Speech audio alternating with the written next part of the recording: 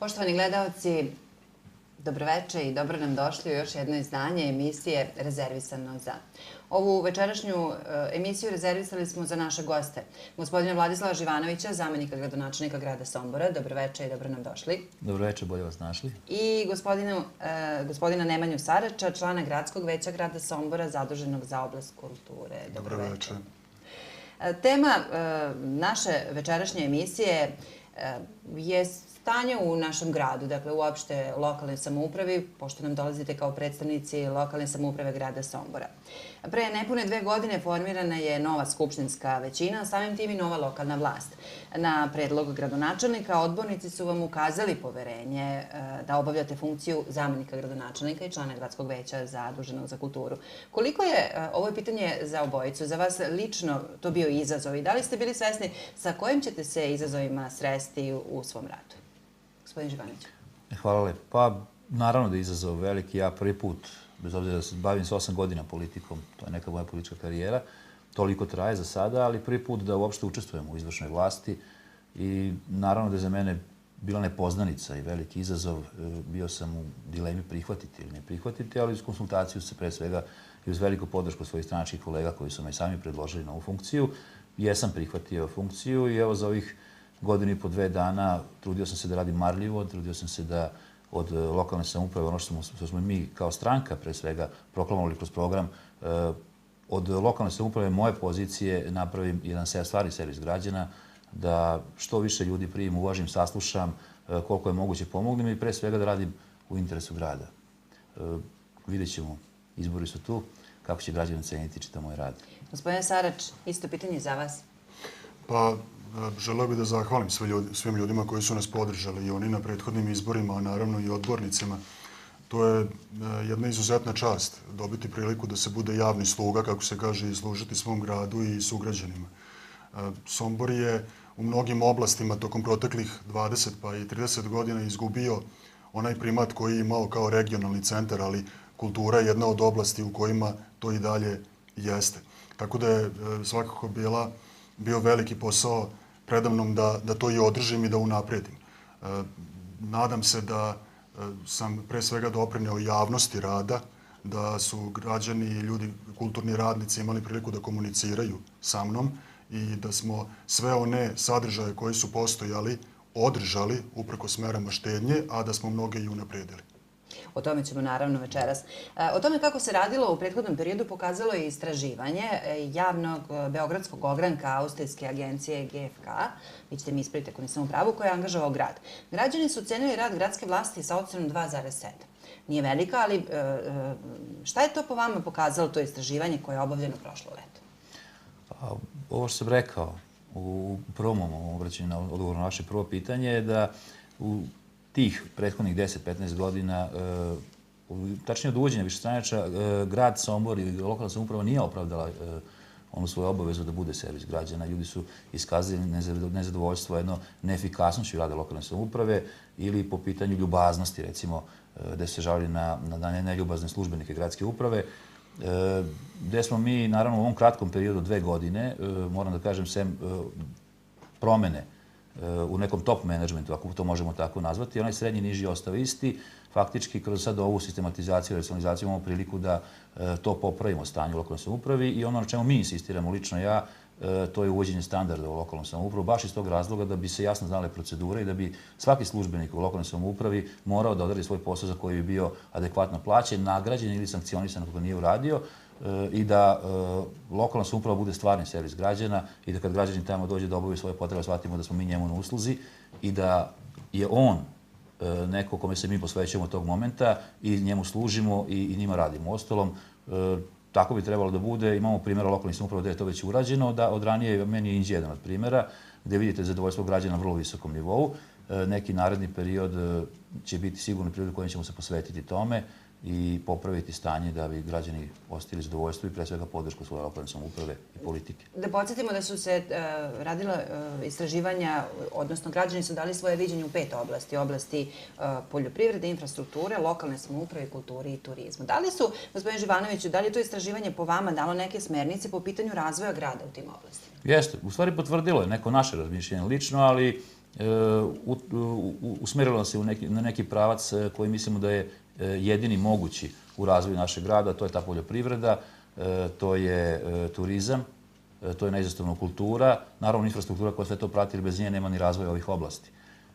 Sada je samo pitanje da svu našu strategiju uskladimo prema tome što je samo istraživanje pokazalo. Ono je jako bitno. Mi ćemo i nastaviti dalje sarađujemo sa GFK grupom i uradit ćemo još par ozbiljnih istraživanja kako bi što manje propusta imali, što manje pravili sebi nepotrebnih troškova. Gospodine Sarač, meni se čini što se tiče kulture u gradu i kulturnih dešavanja, po tom pitanju građani su možda imali najmanje zamerki u ovom istraživanju. Kako se uspevalo da se i pored teške ekonomske situacije, kao što ste negde na početku i rekli, u Somboru uvek su se našla sredstva za kulturu. Grad je pokrovitelj mnogih kulturnih dešavanja, neke stare, neke nove. Jeste. Pa gledajte, mi održavamo budžet za kulturu iznad 7% ukupnog budžeta grada Sombora, što je u skladu sa preporukama Evropske unije. To je znači nešto što je statistička potvrda ovog o čemu ću ja sad govoriti. Uspeli smo, građani koji su posećivali manifestacije ili ustanove kulture, su imali priliku da primete da smo unaprijedili mnoge od manifestacija. Recimo, Somborski pozorišni maraton traje duplo duže nego što je trajao do sada. Tako da je to sve u skladu sa strategijom koju mi imamo kada je u pitanju razvoj grada. A to je da je kultura jedna od razvojnih šansi Sombora. Jedan od, kako se to sad popularno kaže, brendova koji mogu učiniti Sombor vidljivijim i privući pažnju i otvoriti vrata Somboru i kasnije u ekonomskoj saradnji i u svemu ostalom. U tom smislu mi sad radimo i radili smo tokom protekle 2 godine na tome da što bolje umrežimo te sadržaje koje imamo kulturne i da ih što bolje promovišemo u regiji i što šire u Evropi. U skladu s tim smo i, verovatno će i zamjenik gradonačelnika govoriti o Dunavsko-Panonskoj regiji, dogovorili unutar te regije saradnju između ustanova kulture, gde će sadržaji biti prezentovani na jednom zajedničkom sajtu i gde će turisti, a mađarska opštine, odnosno gradovi iz Mađarske i Hrvatske koji su turistički daleko ispred nas, će onda usmeravati u tom sadržaju svoje turiste i ka Somboru. Znači, ovo čitavo pogranično područje. Tako da, još jedan od planova koji imamo da, naravno, ukoliko za to dobijemo podršku Vlade Srbije, institucija Srbije, bez koji to ne možemo da uradimo, negde tokom 2020. godina istaknemo kandidaturu Sombora za Evropsku prestonicu kulture. To se nekome sad može činiti kao preambiciozan pokušaj, ali evo, grad Osijek će ovih dana dobiti odgovor da li je Evropska prestonica kulture za 2020. godinu. Novi Sad je veoma ozbiljan konkurent za 2021. godinu i mi, kao što se geografski nalazimo između ta dva grada, sve bolje sarađujemo sa njima, tako da ćemo brojne sadržaje Sombora ponuditi i njima i oni nama i umrežit ćemo se i steći jedno iskustvo koje je dragoceno kasnije za nas. Da biste stekli sliku zašto je to značajno sem za kulturu, kao što sam malo pre rekao, grad Pečuj, kada je bio isto jedan grad iz regiona, kada je bio Evropska prestonica kulture, tokom te godine je zabeležio 20% povećanje noćenja od strane turista u samom gradu. Znači, to je nešto što bi trebalo da osete kao boljitak, ne samo ljudi koji su direktno uključeni u kulturu, nego svi Somborci. Svi građani, naravno. Tako je. Što se tiče prekogranične saradnje, ona je bitna i zbog IPA projekta koji se finansiraju iz fondova Evropske unije, gospodine Živaniću. Šta je po tom pitanju preduzela lokalna vlast u Somboru i šta se preduzima? Pa, bilo je i pre saradnje sa mađarskom stranom, pošto mi na tromeđima, ona kažem, ja to uvijek ističem kao veliku prednost grada Sombora. Sama pozicija Sombora je takva da ona priča o slepom crevu koju su svi Somborci već slušali 20 godina. Ja sam govorio da to uvijek bio izgovor svih političara u prethodnim vlastima da bi svoju nesposobnost sakrili. Ja tvrdim da Sombor ima najbolju poziciju od svih lokalnih samouprava, nalazi se na 2 granice sa 2 zemlje koje su članice Evropske unije i obe imaju viši standard od Sombora i možemo puno da naučimo od njih, dobro da sarađujemo i da povlačimo dobre benefite iz evropskih fondova. IPA projekt svakako je jedan od tih. Sa Mađarskom je rađen u ranijem periodu nekoliko ozbiljnih projekata. Lično sam se angažovao i najviše sam angažovan po pitanju saradnje sa gradom Osijekom i mogu da kažem da se tu negde vidi ogroman pomak za ovih 1,5 godina koliko obavljamo ovu funkciju. Nebrojeno sastanaka sa gradom Osijekom. Mi smo njih podržali kao kandidata za Evropsku prestonicu kulture u okviru Hrvatske.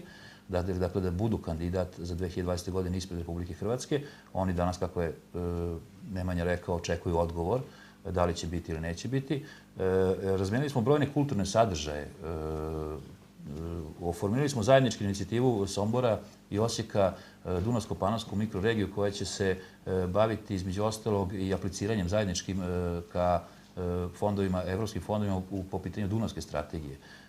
Formirali smo turističku Dunavsku Panonsku mikroregiju na opet na inicijativu grada Sombora i grada Osijeka koja treba da objedini turističku ponudu i da da šansu svima za razvoj. Smatramo da je čitav region koji broji preko 300.000 stanovnika kao jedan zajedničko područje koje je vrlo interesantno svima, pošto je to 3 države, 3 kulture, 3 vere, 3 nacije. To je vrlo interesantno da za sve turiste širom sveta i nije daleko ta destinacija kada pogledate da to nudi brojne sadržaje u okviru nekih 7, 5 ili koliko dana i spremili smo zajednički nastup. Što se tiče samih projekata, vrlo me raduje, bio sam prekida sastanku, inicirao sam taj projekat prekogranične saradnje iz IPE 2013. gde su preostala određena sredstva. Mi smo aplicirali zajedno sa fakultetom, to je, mislim, katedra za biologiju i gradom Osijekom, da za opremu i sondiranje vezano za, pošto imaju veliki problem sa rešavanjem problema komaraca, a to je pre svega vrlo neprijatno svima, tako, a s druge strane može biti vrlo zdravstveno opasno. Negde oko 1 milion € je vrednost projekta, nosioc projekta je grad Sombor. Od 65 projekata Sombor, Osijek su ušli među 10. Moram da pomenem sada i značaj GFK istraživanja koje nam je, ne samo što su nam kao kompanija odradili sjajno istraživanje, s druge strane GFK grupa je u ovom momentu i neko ko podržava projekte koji idu iz grada Sombora i na ime toga imamo snažnu podršku u okvirima evropskih institucija da naši projekti koji su naravno moraju biti dobri, ispuniti sve one principe koje sam projekat zahteva. Uz to imamo i dobru podršku i mislim da ćemo se uspeti da ovaj projekat realizujemo. To je dugoročno projekat koji će nama ovdje omogućiti, ali mi ćemo danas sutra biti članica Evropske unije, imat ćemo iste zahtjeve i uslove kao što je to u Osijeku, i Hrvatskoj ili u Mađarskoj. Nećemo moći da ih tretiramo kako ih danas tretiramo, a znamo da smo u zoni Gornjeg Podunavlja i da to veliki problem može da napravi svim našim sugrađanima. Ovo je jedan sistem koji ima skup opremu, skup softver, ali omogućava da se kvalitetnije, efikasnije u krajnjem cilju i jeftinije rešava ovaj problem. To je samo jedan od projekata. U toku su i pregovori oko projekata Doma zdravlja i sa osječke strane njihov zdravstveni centar. U toku su pregovori za Somborske bolnice. U toku su pregovori sa Vukovarom vezano za rešavanje komunalnog otpada, sortiranje i kompostere i da ne nabrajam brojne druge stvari, da ne pričam o drugim vrstama saradnje i razmene po pitanju iskustva njihove razvojne agencije koja je najuspešnija u Hrvatskoj i koja je za 7 godina 380 miliona € evropskih para privukla kroz projekte. Da ne govorimo o sportskoj saradnji i tako. Oživjeli smo ponovo onaj Sombor Baja Osijek, sportski događaj. Tako da, jako bitna saradnja i samo ću reći jednu stvar zašto Osijek, nekako smo uvek bili nekako naslonjeni na tu stranu i sa Osijekom imali dobru saradnju. U nekom periodu to je bilo prekinuto iz svima znanih razloga, ali Osijek 4. grad u Hrvatskoj po veličini, ima poseban tretman u Republici Hrvatskoj, ima fakultet, univerzitet sa 17.500 studenta, sjajne kadrove. Juče sam bio prisustvo na jednom sastanku, obratio se njihov sugrađanin koji je profesor na Harvardu i tako da ne pričam dalje. Naravno imamo mi naše ugledne brojne Somborce širom sveta, samo to treba uvezati, ukrstiti, preuzimati znanja, usavršavati se i naravno doprinositi da kroz sve to benefite osjete građani Osijeka, građani Sombora, građani Baje, Mohača i svih gradova u okruženju. To je zajednički interes sve te saradnje. Benefite treba naravno da osete svi građani grada Sombora, pa tako i naseljenih mesta. Činjenica je da su naseljena mesta što se kulture tiče u dobrom zaostatku za gradom. To nije slučaj samo sa Somborom, nego je to slučaj i sa razvijenim zemljama u svetu i od nas. Ono što mene interesuje, da li je projekat Staparskog ćilima očuvanje kulturne tradicije ili se radi o razvoju male privrede zahvaljujući kulturi? Odnosno, da li je Staparski ćilim kulturni proizvodni brend? Odlično ste to primetili. Mi smo uradili čitav niz mera da smanjimo tu razliku između sela i grada, jer opšte je poznata činjenica da pola stanovništva Sombora čine ljudi koji žive na selima. Dakle, oni su i poreski obveznici koji izdvajaju za sve one kulturne sadržaje koji se dešavaju u Somboru.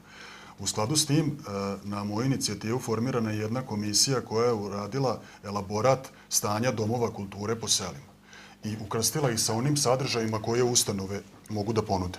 odnosno onim kulturnim sadržajima koji mogu generalno da se održavaju. Tako smo dobili jasan pregled toga šta može da se održava u selima. To smo uputili ustanovama kulture i one će za ovu godinu u svoje programe da uvrste u skladu sa tim programe za sela. Još jedna bitna stvar je da smo mi u jednom somborskom selu u Bezdanu prošle godine snimali film srpske produkcije, ali sa hollywoodskim glumcima, sa poznatim glumcem Johnom Savagem, naši i ostalima, i poznatim glumcima iz Srbije, naravno. Tako da je i to doprinelo, mi verujemo, afirmaciji i Bezdana i Sombora. Ono što očekujemo da u narednih mesec ili 2 dana bude premijera filma, da se ona održi u Somboru i u Beogradu i da ljudi vide koliko je i kroz sam film i kroz film o filmu u kojem će se prikazivati Sombor i tako dalje i kroz izjave poznatih američkih glumaca koliko će to doprineti afirmaciji Sombora. Da se vratimo na Staparski ćilim. Siguran sam da su Somborci čuli da ih je obradovala vest da je i princ Charles imao priliku da vidi Staparski ćilim i da je poželeo da kupi jedan. Mi dobro napredujemo u procesu afirmacije staparskog ćilima i njegove proizvodnje. Ono što je dovelo do zastoja u proteklih 2 meseca je bilo to što je staparski ćilim bio predložen za to da uđe u nacionalni registar nematerijalne kulturnog nasleđa. Tako da je komisija zasedala, a ona je morala svoj rad da obavi na jedan profesionalan način, da definiše šta su motivi, način proizvodnje i tako dalje, baš da bismo zaštitili staparski ćilim. Mi smo pre nekoliko dana dobili vest da je on uvršćen i sad očekujemo da se to objavi uz podršku svih naših partnera u ovom projektu, uključujući ambasadu Australije, odnosno ambasadorku Australije i u Somboru. Šta je sledeće? Da se formira zadruga u kojoj će ući žene koje su već prošle obuku na proizvodnji staparskog ćilima i da onda zajedno sa gradom Pirotom i sa njihovom zadrugom koja proizvodi pirotski ćilim počnemo zajednički plasman tih proizvoda. Šta bi se dešavalo? Grad Sombor će otkupljivati jedan deo za svoj protokol, država Srbija, nadajmo se i pokrajina, a i kroz mrežu koja već postoji, kroz etno mrežu, oni se tako i zovu, i one kontakte koje zadruga koja proizvodi pirotski ćilim već ostvarila kroz prethodne godine, može da se distribuira jedan velik broj staparskih ćilima i za komercijalnu proizvodnju. Znači, uradili smo upravo ovo kao što ste vi rekli. Doprineli smo i ruralnom razvoju, i osnaživanju žena, i zaštiti naše baštine. Sva 3 sadržaja ima u tom projektu. Gospodine Živanović, ono što je Somboru svakako potrebno, to su investitori u privredi, jer to bi svakako doprinelo razvoju svih segmenta društva, naravno i kulture. Da li nedavno potpisani memorandum o razumevanju o izgradnji industrijske zone sa kineskom firmom Longjin napokon znači dolazak investitora? Šta taj memorandum znači za grad Sombor? Pa evo ovako, da krenemo od početka. Znači 6 meseci negde traje s njihove strane inicijativa da se održi taj sastanak, da oni dođu u Sombor. Ne samo Sombor, oni su obišli u Srbiji nekoliko gradova, ali Sombor je nekako prvi reagovao. Uspeo sam da u kratkom roku sa svojim saradnicima dostavim svu traženu dokumentaciju da bih ih zainteresovao da dođu pre svega. Po dolasku u Srbiju rečeno je da će jedino Sombor potpisati memorandum o saradnji, o razumevanju tačnije, koji nije obavezujući ni za jednu stranu, ali na neki način jednu drugu stranu upućuje na to da ispoštujemo zahteve investitora i onoga što je grad Sombor pred njih postavio, a to je da, moram da kažem da smo razgovarali o tome da i meni je lično kao zamjeniku bilo najvažnije da zaštitimo uz zaposlenje, zaštitimo interes kako građana Sombora po pitanju toga da se odavde crpe kadrovi, a sa druge strane da sve ono što bude potrebno u pitanju proizvodnja, ako do toga dođe, do izgradnje industrijskog parka, da sve ono što postoji u gradu Somboru, a tržišno je konkurentno u smislu cene i svega kvaliteta, da su obavezi da uzimaju, kupuju u Somboru, kako bi naravno proizvodnja vuče puno toga od transporta, prevoza, repromaterijala i ostaloga, kako bi oživjeli neke druge delatnosti u gradu Somboru. Dakle, potpuna briga o privredi grada Sombora i uvezivanje sa novim investitorom, to je bio cilj. Očekujemo odgovor, pošto je to komora jedna u Šangaju, koja broji 145 kompanija. Očekujemo odgovor nakon onog svega što su vidjeli, što mi njemu prikazali, šta će i kako će nam odgovoriti, da li pozitivno i da li ćemo u narednom periodu doživjeti epilog kroz dolazak 40 ili 50 kompanija koje će ovde iskazati svoje potrebe i želju za investicijom. To je samo prva faza po nekom memorandumu. Postoji neka druga faza ukoliko oni dođu, a poznavajući i u stvari naučio sam kako funkcionišu ako dođu. Sigurno će se iz toga desiti i druga faza koja će biti možda još i veća investicija od ove prve.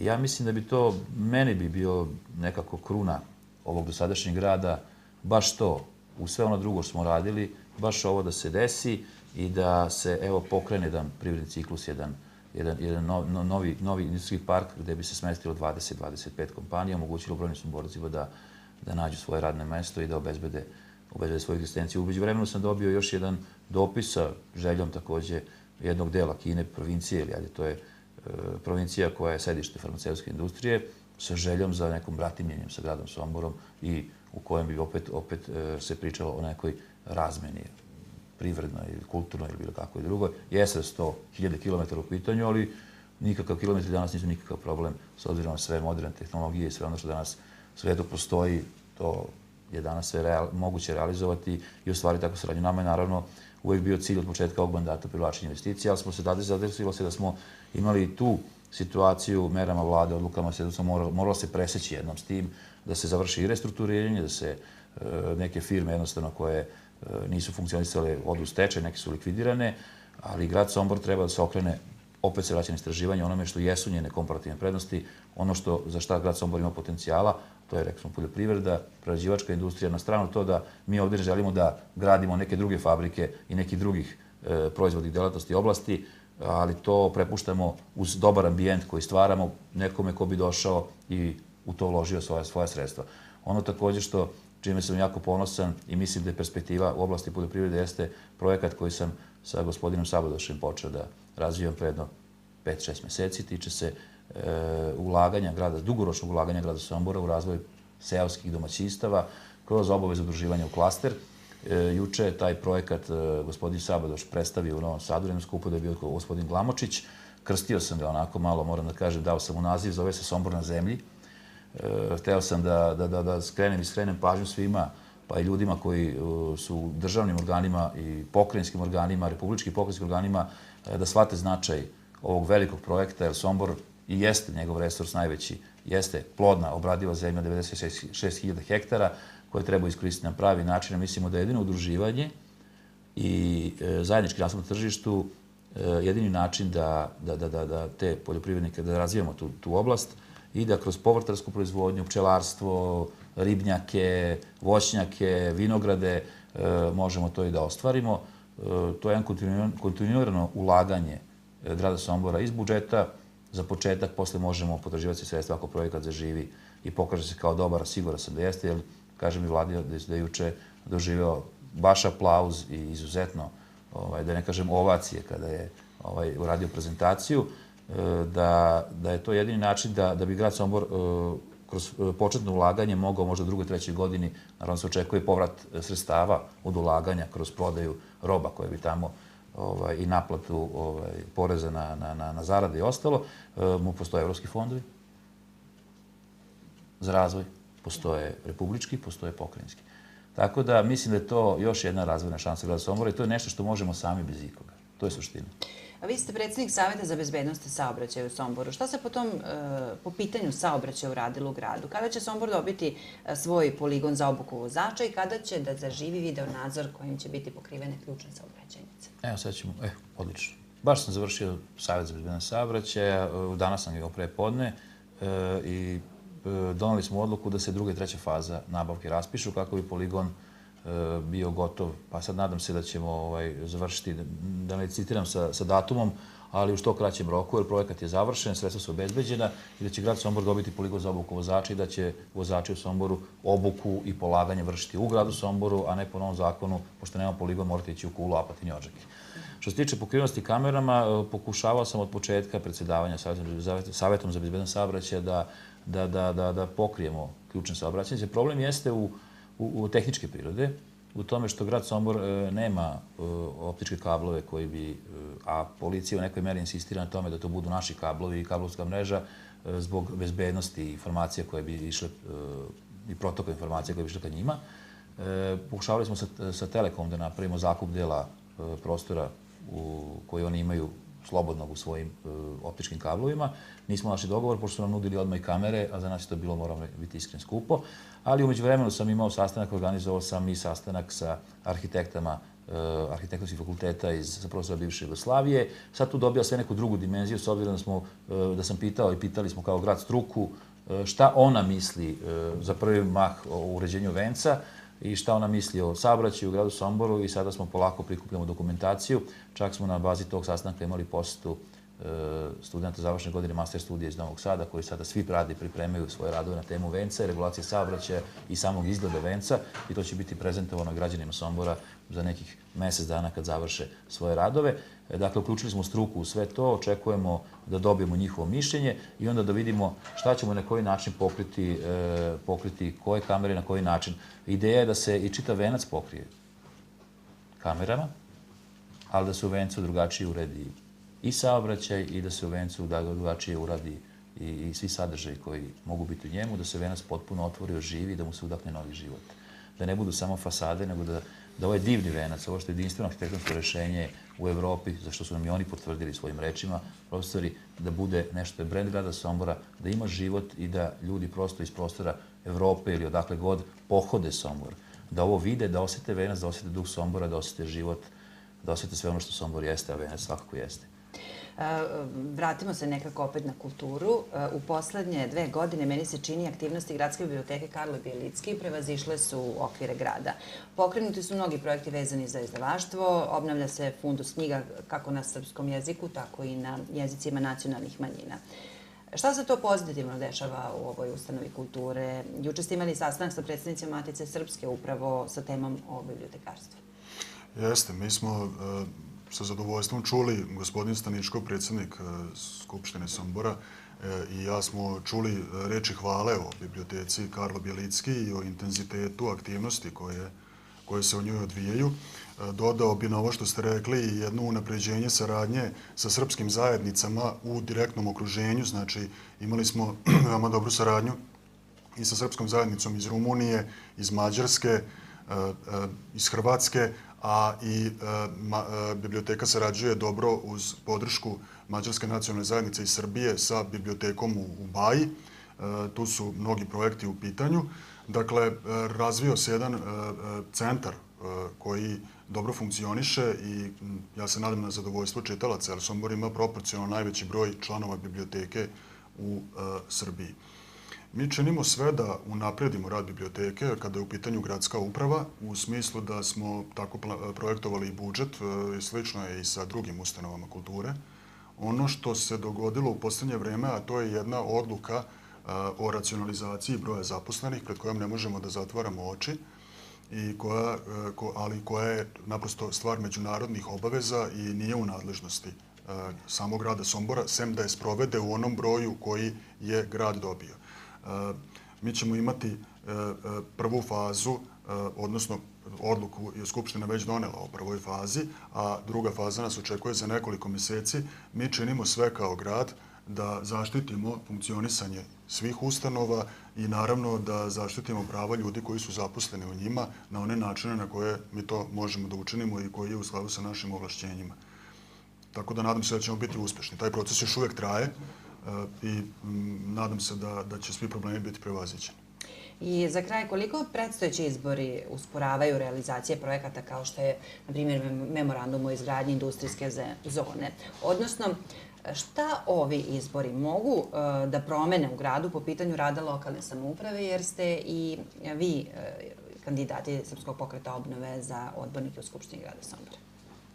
Pa pre svega da uspore, što se mene lično tiče, ljudi koje je Srpski pokret obnove predložio, sigurno neće. Mi ćemo naš posao, bez obzira na izbornu kampanju, raditi vrlo odgovorno i nećemo se posvetiti samo stranci. Mislim da se to i vidi. Odgovorno dolazimo na svoj posao, radimo sve kao da nije izborna kampanja, jer smatramo da je naš rad pre svega najbolja reklama za ono što će se desiti na izborima i za ono da li će građani dati ili neće dati podršku Srpskom pokretu obnove. To će biti temelj i čitava kampanja Srpskog pokreta zasnivaće se baš na radu naših funkcionera. Uvek volim da podsjetim da je to i gospodin Sarač kao većnik za kulturu, moja malenkost kao zamjenik gradonačelnika i gospodin Jerković u biblioteci i Sekulić u sportskom centru i gospodin Gojković u Sportskom savezu i Nikola Pajić Čistoći, pa vrlo smo svi vidljivi. Rezultati rada svih tih ustanova, javnih preduzeća i moja lično u izvršnoj vlasti Nemanjina su jasni i vidljivi i postoje jasne merila ko je kako i koliko uradio i to će sigurno, nadam se, bar u dobroj meri opredeliti birače kada izađu na izbore kako će glasati. Opet ponavljam, dakle, nas lično ne usporava, radimo za grad, za kampanju vremena ima i u poslepodnevnim večernjim satima, ali svakako dokle god se ne završi mandat, dok se ne izabere nova skupštinska većina, naša je obaveza da predano radimo za grad Sombor. A promene, sigurno će biti promena, odnos snaga verovatno neće biti isti, čak ni broj stranaka koji će ući u parlament, siguran sam da neće biti isti, a kako će izgledati nova skupštinska većina, svakako da zavisi od same odluke građana Sombora. Ja samo mogu da, iako je rano možda, ali u svakom pogledu uvek smatram da je to građanska obaveza i želim da uvek kažem građanima, ukažem na važnost toga da se izađe na izbore, da se donese odluka, sud, kakav god bio, i nije tačno su svi isti i uvek postoji razlika i uvek treba trezveno razmišljati, ne rukovoditi se nekim sitnim interesima, nego pokušati razmisliti malo dugoročno i ako je moguće ceniti nečiji rad ili nekoga kazniti za loš rad. Samo toliko. Gospodin Sarač, imate šta da dodate? Pa nadam se da ćemo, ovo što je rekao i zamjenik gradonačelnika, uspeti da, i siguran sam da ćemo uspeti da održimo ovaj nivo rada do izbora, a onda je na građanima da odluče da li su zadovoljni ovim rezultatima koji su merljivi ili ne. Mi ćemo se tome radovati unapred. Hvala vam na večerašnjem gostovanju. Nadam se da smo, s obzirom da nam niste bili dugo u gostima, nadam se da smo našim gledaocima prikazali ono što se dešavalo u protekle 2 godine, malo manje od 2 godine, i ja se nadam da ćemo se ponovo družiti u narednom periodu. Hvala vam još jednom. Hvala vama. A vama, poštovani gledaoci, hvala na pažnji. Bila je ovo emisija rezervisana za naše goste, gospodina Vladislava Živanovića, zamjenika gradonačelnika grada Sombora, i gospodina Nemanju Sarača, člana gradskog veća grada Sombora zaduženog za oblast kulture. Prijetno.